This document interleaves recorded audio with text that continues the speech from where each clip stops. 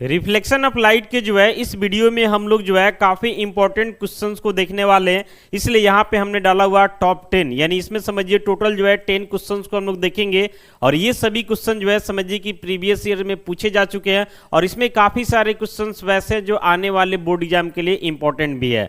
तो यहाँ पे जो क्वेश्चन होने वाला है ये सब शॉर्ट और लॉन्ग टाइप होने वाला है, यानी इसमें से कुछ क्वेश्चन जो है आपके बोर्ड एग्जाम में शॉर्ट फॉर्म में आ सकता है और कुछ क्वेश्चन जो है लॉन्ग फॉर्म में आ सकता है। तो एक एक क्वेश्चन को पूरा कंसंट्रेट होकर देखना है ताकि आपको कहीं से जो है कोई दिक्कत ना हो। ये सारा जो है न्यूमेरिकल्स के बेसिस पे हमारा क्वेश्चंस होने वाला है।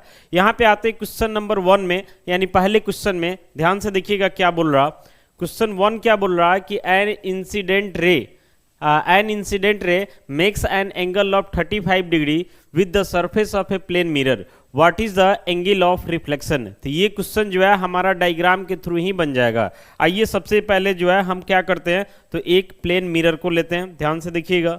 तो प्लेन मिरर के लिए जो है यहाँ से हम कलर वगैरह थोड़ा चेंज कर लेते हैं। यहाँ से जो है एक स्ट्रेट लाइन ले लेते हैं, ठीक है। और यहाँ से जो है हम इसके पीछे वाले पार्ट को जो है क्या कर देते हैं, कोटेड कर देते हैं। तो ये जो है हमारा प्लेन मिरर बन गया, ठीक है। अब इस प्लेन मिरर के ऊपर जो है ना हमें एक इंसिडेंट रे लेना है। क्या लेना है? इंसिडेंट रे लेना है। तो जाहिर सी बात है कि यहाँ से जब हम इंसिडेंट रे लेंगे तो ये तो रिफ्लेक्ट भी करेगा ना। तो रिफ्लेक्ट करने के बाद मान लेते कुछ इस तरीका से ये रे हमारा चला गया। तो समझिए कि ये हमारा इंसिडेंट रे हो गया और ये जो है हमारा रिफ्लेक्टेड रे हो गया। अब यहाँ पे क्या करते हैं ना कि एक नॉर्मल भी ड्रॉ करते हैं। नॉर्मल जो आपके मिरर के साथ क्या होता है, तो परपेंडिकुलर होता है। ये नॉर्मल हो गया। अब आते हैं क्वेश्चन में, एक बार फिर से देखिएगा। ये समझिए कि हमारा मिरर हो गया, इसको m डैश मान लेते हैं। ये हमारा जो है इंसिडेंट रे हो गया, ये हमारा रिफ्लेक्टेड रे हो गया, ये हमारा नॉर्मल हो गया और ये समझिए हमारा जो है एक तरीके से पॉइंट ऑफ इंसिडेंस इसको बोल सकते हैं। अब यहाँ पे देखिएगा बोल रहा है कि an incident ray makes an angle of 35 degree with the surface of a plane mirror, यानी जो आपका इंसिडेंट रे है ये प्लेन मिरर के सरफेस के साथ कितना एंगल बना रहा है, तो 35 डिग्री, यानी प्लेन मिरर यही ना है और ये इंसिडेंट रे है। तो ये वाला जो एंगल बन रहा है ना, ये एंगल आपका जो है 35 डिग्री बन रहा है। देन आपसे क्या पूछ रहा है कि what is the angle of reflection, यानी ये एंगल जो है आपसे पूछा जा रहा। तो एंगल ऑफ रिफ्लेक्शन को हम लोग आर से डिनोट करते हैं, तो समझिए आर हमसे पूछा जा रहा। तो ये हमारा एंगल ऑफ इंसिडेंस हो जाएगा, यानी कि क्या हो जाएगा, आई हो जाएगा। क्लियर है? अब ध्यान से देखिएगा, तो ये तो नॉर्मल है ना, तो जाहिर सी बात है कि नॉर्मल है, तो ये टोटल जो एंगल होगा ना इसका सम कितना हो जाएगा, तो 90 डिग्री हो जाएगा। यानी सिंस करके यहाँ पे हम लिख सकते हैं कि angle I plus 35 degree equal to 90 degree हो जाएगा। तो यहाँ से हम लिख सकते हैं एंगल आई इक्वल टू क्या हो जाएगा, तो 90 डिग्री प्लस 35, इधर आके माइनस 35 हो जाएगा। तो यहाँ से जो है हम एंगल आई को क्या लिख सकते हैं, तो 55 डिग्री लिख सकते हैं। क्लियर है? यानी एंगल ऑफ इंसिडेंस हमें मिल गया। अब आपको पता होगा कि लॉ ऑफ रिफ्लेक्शन से एंगल ऑफ इंसिडेंस इक्वल होता है एंगल ऑफ रिफ्लेक्शन के। तो जाहिर सी बात है कि यहाँ से आई जब 55 है तो हमारा जो आर है ये भी क्या हो जाएगा, 55 हो जाएगा और यही हमारा आंसर हो जाएगा। तो ये क्वेश्चन अगर आपके बोर्ड एग्जाम में मान लेते हैं कि एमसीक्यू में सपोज डेट आ गया, तब तो आप डायरेक्ट आंसर डाल देंगे, काम चलेगा। लेकिन अगर 2 नंबर या 3 नंबर में आता तो इस तरीके से डायग्राम बना करके बगल में ऐसे लिख दीजिएगा, पूरा मार्क्स आपको मिल जाएगा। क्लियर है? बढ़ते हम लोग जो है नेक्स्ट क्वेश्चन में। नेक्स्ट क्वेश्चन समझिएगा ध्यान से। यहाँ पे क्या बोल रहा है कि रे of light, a ray of light is incident on a plane mirror. ये भी क्वेश्चन प्लेन मिरर पे ही है। At an angle of 30 degree what is the angle of reflection. तो आइए डायग्राम के थ्रू समझाते हैं, क्योंकि डायग्राम के थ्रू समझाना जो है ज़्यादा आसान होता है। तो यहाँ पे जो है सबसे पहले एक प्लेन मिरर हम बनाते हैं। इसके पीछे वाले पार्ट को हम लोगों को क्या करना होगा, कोटेड करना होगा, ठीक है। ये प्लेन मिरर का नेमिंग कर देते हैं, मान लेते हैं एम हो गया, यहाँ एम डैश हो गया। अब इसमें जो है 3 चीज़ हम लेते हैं। एक जो है पहला हमारा इंसिडेंट रे हो जाएगा, ठीक है। फिर यहाँ से जो है रिफ्लेक्टेड रे हमारा हो जाएगा और एक जो है हम नॉर्मल ले लेते हैं। इतना काम कर लेते हैं, फिर क्वेश्चन जो बोलेगा उसके अकॉर्डिंग चलेंगे हम लोग। तो ये समझिए हमारा इंसिडेंट रे हो गया, ये हमारा रिफ्लेक्टेड हो गया, ये नॉर्मल हो गया। समझ रहे ना? अब यहाँ पे क्वेश्चन क्या बोल रहा है कि ये ray of light is incident on a plane mirror at an angle of 30 degree, यानी ये जो है ना इंसिडेंट रे, ये जो है ना इंसिडेंट हो रहा है, यानी एंगल ऑफ इंसिडेंस जो है एक तरीका से आपको दिया हुआ कितना है, तो 30 डिग्री है। और देन आपसे पूछ रहा है कि what is the angle of reflection, यानी कि ये एंगल जिसको हम लोग आर से डिनोट करते हैं, ये एंगल आपसे पूछ रहा।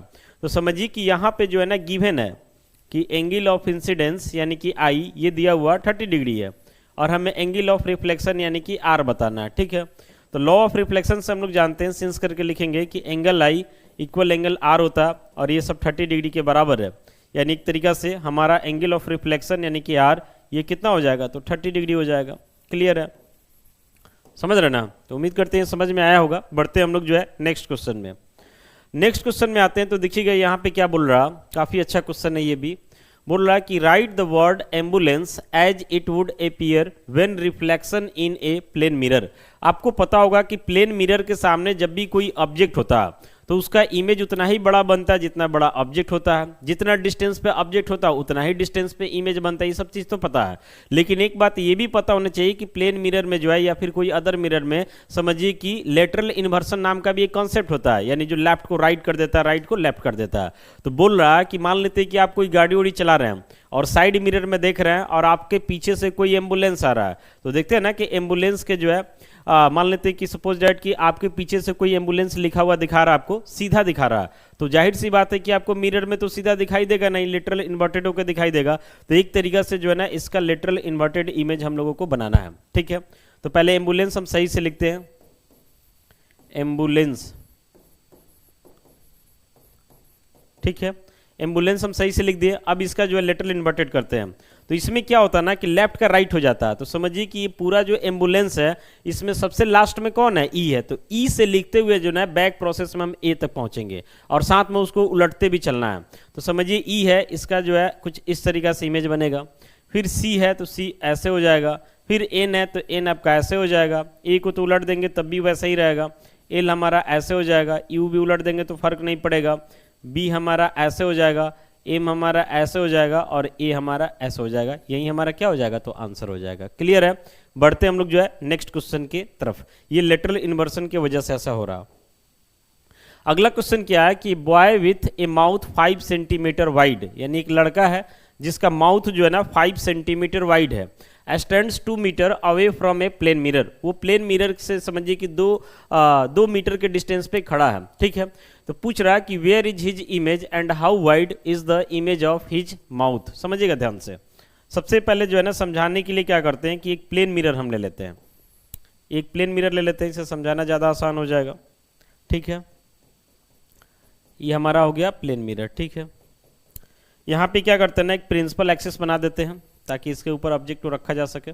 ठीक है, लड़का जो है समझिए कि ये मिरर से जो है ना 2 मीटर के डिस्टेंस पे खड़ा है। तो मान लेते हैं ये लड़का जो है ना यहाँ पे खड़ा है, कितने मीटर के डिस्टेंस पे खड़ा है ये, तो 2 मीटर के डिस्टेंस पे खड़ा है। तो जाहिर सी बात है कि 2 मीटर फ्रंट पे खड़ा है, तो इसका इमेज जो बनेगा ये मिरर के कॉन्सेप्ट के अनुसार, प्लेन मिरर के कॉन्सेप्ट के अनुसार 2 मीटर के ही डिस्टेंस पे बनेगा पीछे जा करके। ये हमारा समझिए मिरर हो गया। और बाकी बोल रहा है कि ये जो लड़का खड़ा है ना, इस लड़का का माउथ का जो वाइड है यानी मुंह का जो चौड़ाई है ये 5 सेंटीमीटर है। तो इमेज में कितना रहेगा, तो जाहिर सी बात है कि उसमें तो फर्क पड़ेगा नहीं। 5 सेंटीमीटर चौड़ा है तो 5 सेंटीमीटर दिखाएगा। तो यहाँ पे पहला क्वेश्चन आपसे क्या पूछ रहा है कि वेयर इज हिज इमेज, यानी उसका इमेज कहाँ बनेगा। तो लिखेंगे the image is 2 metre behind the mirror. हो गया, यानी मिरर से जो है ना 2 मीटर के डिस्टेंस पे उसका इमेज बन जाएगा।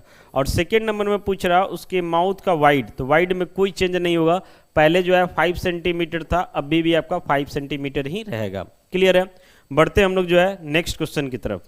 नेक्स्ट क्वेश्चन में देखिए क्या बोल रहा कि द बॉय वॉक्स टुवर्ड्स, समझिएगा ध्यान से, the boy walks towards the mirror at a speed of 1 metre per second. ठीक है, प्लेन मिरर मान के चल रहे हैं यहाँ पे। बोल रहा है कि at what speed does his image approach him, यानी कहने का मतलब है कि आपके सामने कोई मिरर है और उस मिरर के सामने जो है ना आप जा रहे हैं, यानी समझिए मिरर के करीब जा रहे हैं। किस स्पीड के साथ जा रहे हैं, तो 1 मीटर पर सेकंड की स्पीड से साथ जा रहे हैं। तो जाहिर सी बात है कि जितने स्पीड के साथ हम मिरर के पास जाएंगे उतना ही स्पीड के साथ हमारा इमेज जो है उधर से मिरर के करीब भी आएगा। समझ रहे ना, आप देखते हैं प्लेन मिरर में कि जितना करीब जाइएगा आपका इमेज उतना करीब आएगा और जितना दूरी बनाइएगा आपका इमेज भी फील होगा कि उतना ही दूर जा रहा। तो समझिए कि यहाँ पर जो है ना जो मिरर के करीब जाया जा रहा ये 1 मीटर पर सेकंड की स्पीड से जाया जा रहा है, तो जाहिर सी बात है कि उसका जो इमेज भी करीब आएगा वो भी 1 मीटर पर सेकंड की स्पीड से ही आएगा। तो पूछ रहा है कि what speed does his image approach him, यानी उसको क्या फील होगा कि हमारा इमेज जो है कितने स्पीड के साथ हमारे पास आ रहा। तो 1 मीटर पर सेकंड के साथ जा रहा और 1 मीटर पर सेकंड के साथ आ रहा, तो ये जो फीलिंग आएगा ना ये दोनों जुड़ जाएगा, यानी 2 मीटर पर सेकंड के साथ आपको फील होगा कि आपका इमेज जो है आपके करीब आ रहा है। क्लियर है? बढ़ते हम लोग जो है नेक्स्ट क्वेश्चन में। नेक्स्ट क्वेश्चन यहाँ पे देखिए क्या बोल रहा है कि man stands 10 metre in front of a large plane mirror, how far must he walk before he is 5 metre away from his image. ये डायग्राम के थ्रू हमें समझाना पड़ेगा। तो करते क्या, हम सबसे पहले एक प्लेन मिरर को लेते हैं, ठीक है, एकदम ध्यान से देखिएगा। प्लेन मिरर को लेते हैं, पीछे वाला पार्ट हमारा कोटेड हो गया, ठीक है।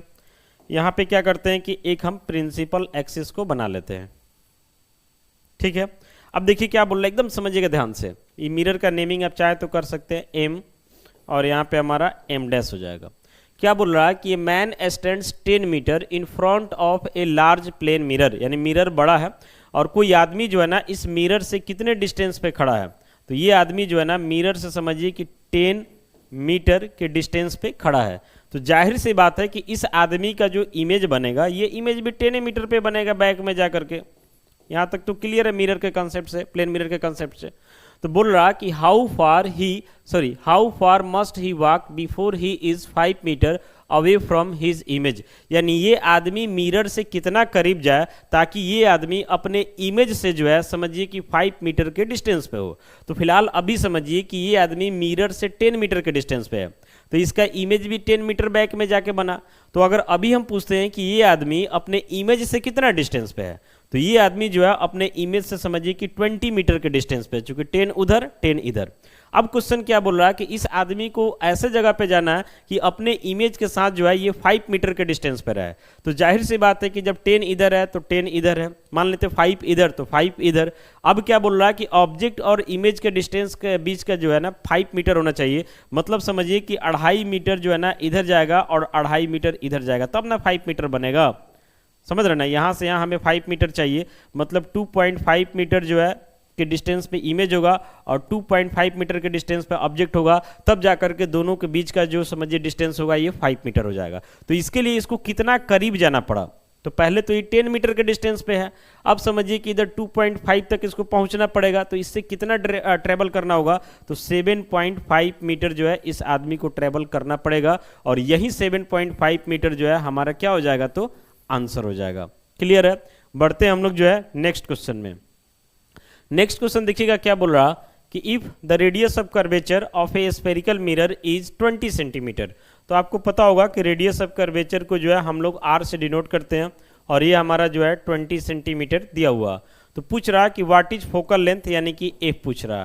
तो रेडियस ऑफ कर्वेचर और फोकल लेंथ के बीच का रिलेशन आपको पता होगा, यहाँ से वी नोट डैट करके हम लिख सकते हैं कि F इक्वल टू जो है R/2 होता है, यानी समझिए फोकल लेंथ जो है स्फेरिकल मिरर का ये रेडियस ऑफ कर्वेचर का क्या होता है, तो आधा होता है।